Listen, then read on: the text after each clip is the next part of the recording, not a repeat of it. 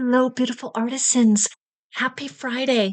We've had a really dark, chilly, rainy, damp day here in Vermont. But you know what?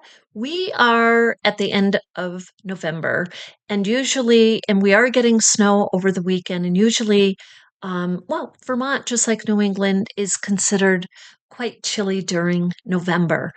But before the sun goes completely down, and I don't have any sun, I wanted to share with you the project I have been working on. So if you are new to the channel, welcome, jump on board. It's free. We love having you. We are a special artist community and we share tips, we share ideas, and we create with all recycled materials, fabrics, and supplies.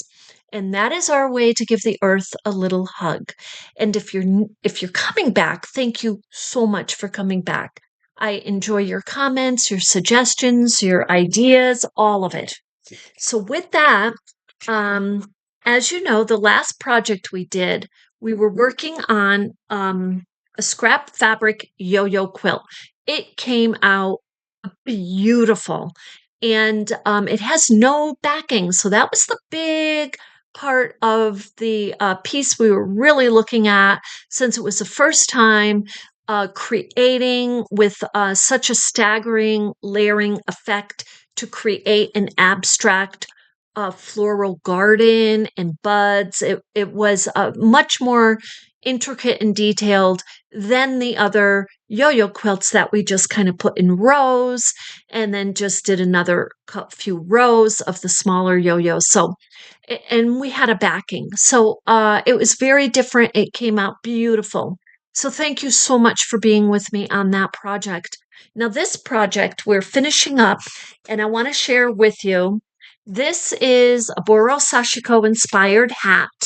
And what I wanted to share with you, for those of you who know how to do the hats, these hats I have shown you in detail on YouTube how to build a hat. I've brought you right along with me. So there are detailed videos on there. We'll do more detailed videos on this because so I've been making hats, crocheting hats for like 30 years, right? So with the crochet, any crocheters out there know that the crown, okay, and the diameter there, whether it be 8, 9, or 10, it's going to stretch about an inch. Now, with this, you don't have the stretching, okay? So this is your crown, and you want at least a 9, 10, or 11-inch diameter. So depending, and the height from here to here needs to be about 8 inches. It could be 7.5. It can be, if it's a half hat, it can be like 7. So, but typically it's about 8. So, and that's just going to get it from, so that it's down here on your forehead. So now, how do you build from the crown down here? The way I do it is different every single time. And, but the one thing I do is I start with my scrap denims. I have this little case here, and then I have two big drawer full of denim fabrics. So all used, nothing new. So I like to get a variance of the tone of blues for the denims if I can.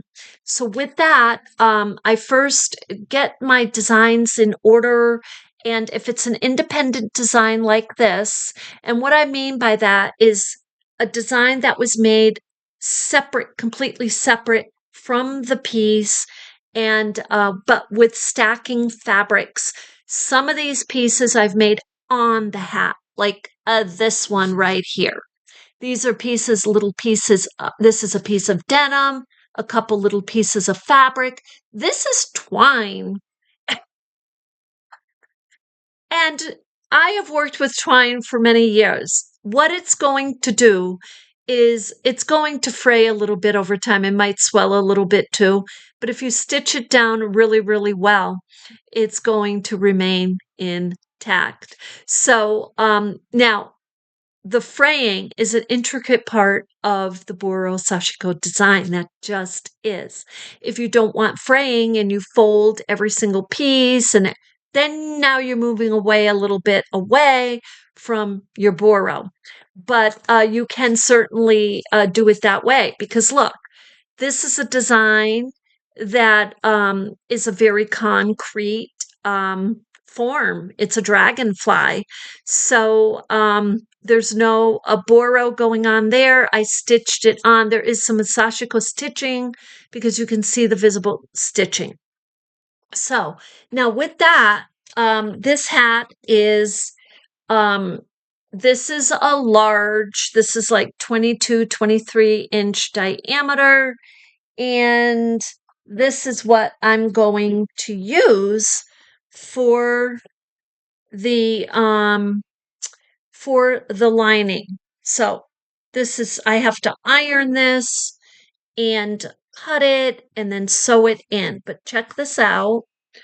This is a blended fabric and it is recycled. So that will be hand sewn on first. So I make sure that I have it folded probably 3 times, a back-to-back hem, and then sew it. And then I'll do a couple of rounds of the machine stitching. But this hat is not done, but I'm going to hold it up close so you can see the stitching. And this is the beauty of Boro-Sashiko, is that it is not perfect. And do these stitches hold up? Yes, they do. So what is a testimony to that? Um, the pieces that are in museums that were made 400 or 500 years ago in Japan, um, hand stitching and no machine stitching, just the hand stitching, have held up beautifully. And those pieces were made with tattered, very thin pieces of recycled cotton fabrics. So, yes, that's the testimony. However, it's strong because you're going over it and over it and over it, and you're giving it a good tie. You know, you're tying your knots, and then your knots are intertwining, or the tails intertwine, and then you're putting a then you're giving it a lining. So you want to give your hat a lining because it's, first of all, it makes it easier to slide on the head and it protects the stitches and it keeps the inside of that clean. So how do you clean a hat like this? You just spray it with damp water. Be careful if it's too soapy. I would just use a damp, lukewarm water, spray it and dab it, and then let it air dry. That's how I would do it because this is art wear. So you definitely don't want to throw it in the machine. So anyway, I just wanted to share this with you today and encourage you to get out your scrap fabrics. And we're going to be doing a lot more of these hats. This hat, I will show you the final hat when it's done. I'll put it on one of the shorts, with a little music so you can see it. And well, I've missed all of you, to be honest. I thought that this week has gone by very quickly and there was much, much for me to do. So, but I did want to get on here and share this project I am working on today. Oh, and this is the other tip I want to give everyone. I'm going to take a sip of this. I noticed something. I went in to look at model heads, and I am noticing the model heads are much smaller than I ever remember them being, like this. So I picked one up and I was going to get it, and I'm like, wow, wait a minute, this is different. The weight was different. It looked different.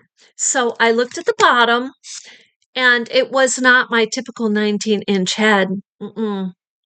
It was 10. Really small. Anyway, so you want to watch out for that because if you're using your model head for your measure and it's a really small, it's not going to fit. an adult. So, because you want your adult sizes to be 9 or 10 or 11. So, with that, and then to double check what that is, and you want to consider you're giving this lining, always fold it like this, and it might be a little bit larger.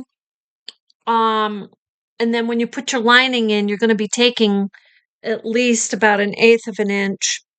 So this is coming out to about 24. When I put the lining in on the inside, it's going to give me probably a nice 23. And that's what I want. I want this hat. I'm going to slide this hat on as it is. Now I have my hair in a ponytail, and I'm typically a small. So you can see right here, that's definitely a large. I love that hat, actually, just like that. So anyway, it feels really good. Okay, and that's what you want. You want the hat to be able to just kind of go. You don't want someone struggling to put a hat on. Now, if they are a size small, and because I make small hats, I make the small, I make the medium, I make the large. But if they're small, they may want a hat that fits a little larger. They know to look at the larger sizes. But if they're small and they want the hat to fit nicely, then they're looking for that size. So anyway, as you continue to make your hats, you will get used to the sizing, and between making it and then adding your lining and then having it still be in that range anyway that you want. So, and I'm a small, I'm a size 20-inch diameter. That is my size. And I was able to just put this on, and I'm like, okay, it's size large. That's all right. I'll go for this is my hat here. So this is also a large. It's just the hat that I wear typically. So that's my hat. So we'll make more like this too. And so, with that, I hope that you have a beautiful day. I hope that this gave you some ideas and inspired you. And remember, keep up the creativity. I am one that you will hear me say this a lot. I don't, not that I don't appreciate patterns. However, I do. I don't not appreciate traditional methods of sewing. I do. But I'm like Pablo Picasso said, learn the rules and then break them. And that's in the art world, not necessarily in the art world. So, with that, I hope that you have an absolutely beautiful day, and I'll see you in the next one.